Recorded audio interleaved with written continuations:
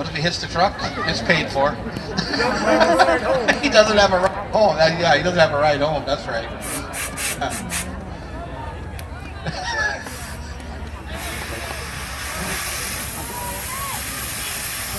Oh, man. There's a 5. Wow. Man. That's pretty good.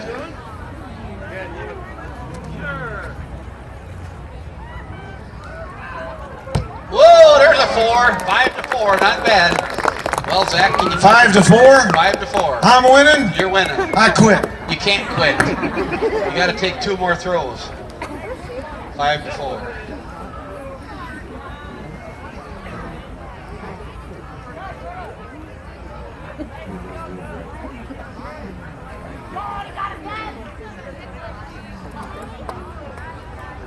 Oh, man, there's another one. Right down the hatch. 5 more adds up to 10. Man. Whoa, he looks like he got it. That looks like a 9. Yes, sir. Now it's 10 to 9. Lumberjacks didn't have fancy tools to use. They didn't have feller bunchers. They didn't have chainsaws. They had basically 3 things. They had simple tools, they had their wit, and they had their brawn. Okay, their wit. There were no super highways, so they had to use the water. They cut timber all winter long, pile the logs down by the river. When the spring thaw would hit, they'd kick them in the river and have a river drive. Simple tools. I got a few I'm going to tell you about right now. I always like to start out and ask if anybody knows what type of saw this is. If you say an old rusty one, that's the right answer, but it's not the one I'm looking for. Go ahead, Junior.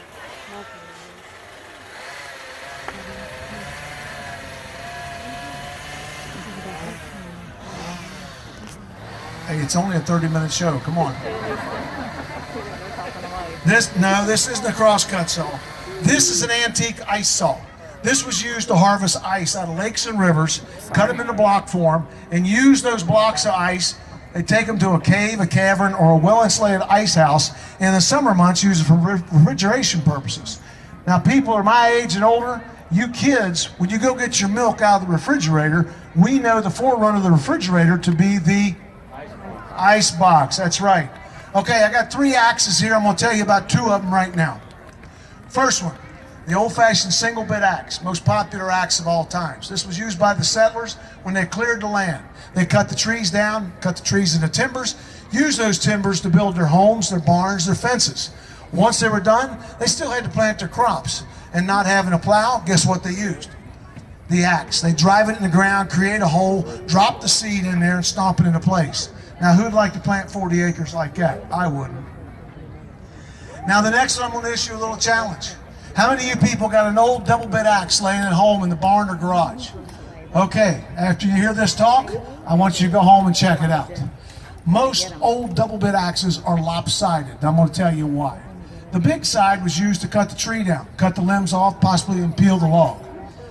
The short side was used for the roots and for the stump. I don't know about you all, but when you're ever cutting a root or a stump, there's a high probability you're going to hit dirt. And depending upon what part of the county you're in, there's a lot of rock underneath that dirt. Therefore, the short side got sharpened that much more, and that's the tail of the lopsided double-bit axe. And the last thing I'm going to talk about is the old-fashioned pike pole. The pike pole was used by the lumberjacks when they were out in the river to break up log jams. They'd have to steady themselves. If a lumberjack would fall through the logs, it could be their death. Now, this pike pole has got more technology of the day than any of the tools I've talked about, and I'm going to tell you why. He'd be out on the log needing to steady himself, so he jams it into a log. Here's the technology, folks. It will not come out. You see, I'm moving it. But with a simple twist, it comes right out. The technology was at the end of the spear. It's called a knurl. The blacksmith in the lumber camp would put a twist on there like that, and that was technology of the day. We're back. That was a great job with that. It'll be ugly. Now, are you gonna be okay on that little toothpick there? Oh yeah. Usually we have bigger wood like this, but we don't have to break a sweat. All right, now first of all, we have to have cheering sections right down the center. But what's he doing? What are you doing? I'm just idling. Idling. You're idling. And what was that? That was a backfire. A backfire. It was a backfire. Should it have been going that way? Depends on how you're looking at it. Okay, get set, go. This could be pretty good here. Come on, let's cheer them on. They're doing a great job. Oh, looks like Dale's doing a heck of a job. Oh, looks like Zach has a little bit of a bobble there. Oh, it's gonna be close. Oh, looks like Zach's done. How about a nice hand for both of our loggers? They did a great job for the first time. Man, good job. Good job. All right, now this next event, we're gonna have not only one-man sawing, but we're gonna do the two-man sawing event. We're also gonna let's see here now. Who is it? It's gonna be Dale Hall cutting tee, and then we also have what they call the peg and raker. The peg and raker has cutters called pegs, and the rakers called cleaners. These are the type of saws that cut hundreds of millions of board feet of timber in the 18. What's the matter? What I'm saying is,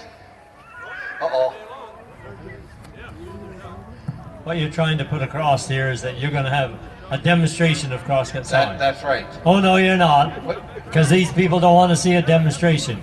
You want competition, right? Yeah. So I'm going to take these two people on in a race with my one-man saw. Have you lost it? No, I haven't. You, all 115 pounds? Stretch it a little. I'm sorry, 112? Okay. One-man saw. Excuse me. This is a one-man saw, Yeah. unless you want to hold the other end. I don't want the other end. Then do we have a race, or are you chicken? Well, they're ready. They're ready. They're going to take it on. Okay. All right. So how do you get this thing going? What do you mean, how do you get it going? You're the one who suggested it. I thought you knew how to run it. You give it a quick pull and it'll start right up. It'll start. Yep, give it a quick pull. It didn't start. Maybe it's a Ford. You got to tow it. Hey! I happen to be a proud Ford owner. Yeah. Here now. You got to get her going. What are you going to do? You gotta watch. I'm kind of a bit of an ace mechanic. Yeah. I gotta tune this saw up. You're going to tune it up? Yep. Really? You watch. You might learn something. All right.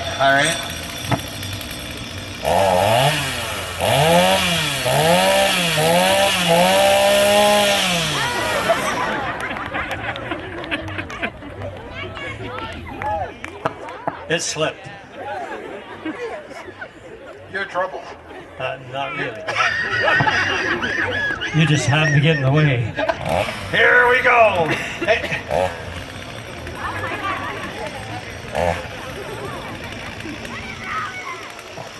Too much power.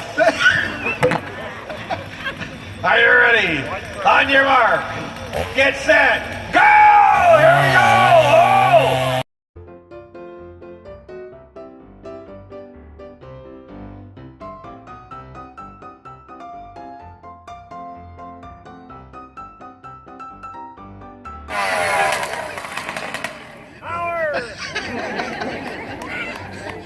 Now, if you saw him walking down the street somewhere with that saw, what would you do? Are you ready? Here, almost. Let me know when you're set. Are you set, Phil? Here we go. On your mark. Get set. Go. This could be pretty close. Whoa! He missed it. He missed it. Oh! He missed it again.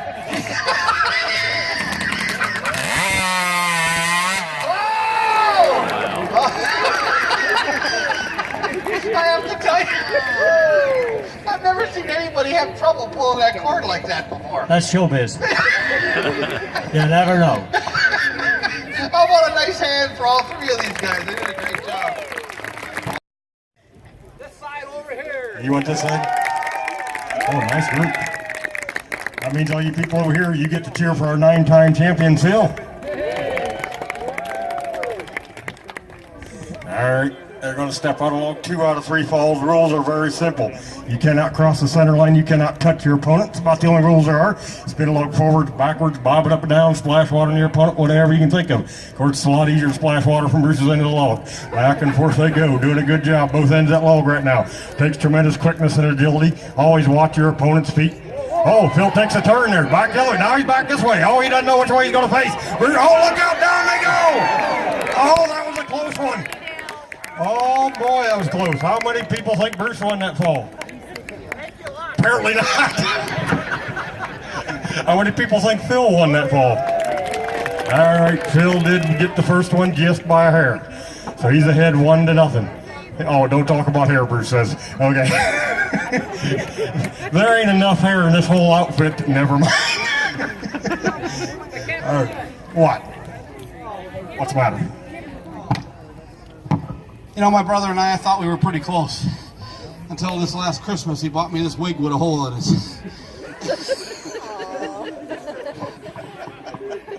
Now that's bad even for this show. And that's saying something. All right, second fall coming up. Anybody think Phil's going to win this in 2 straight? I'll see if Bruce can come back and tie it up here. Oh, a little out of control there. Nice and steady, though. Now, you'll notice they're looking at each other's feet. You never, ever look down at your own feet. Of course, Bruce is awful good at that. He hadn't seen them in years.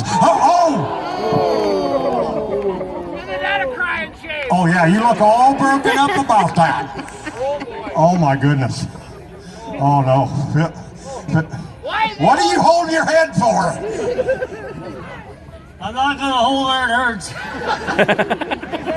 What? We are all tied up 1 fall apiece.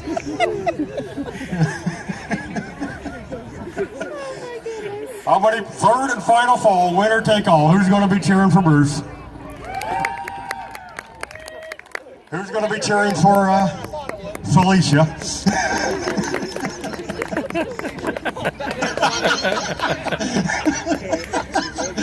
Sorry, Bruce, I had to.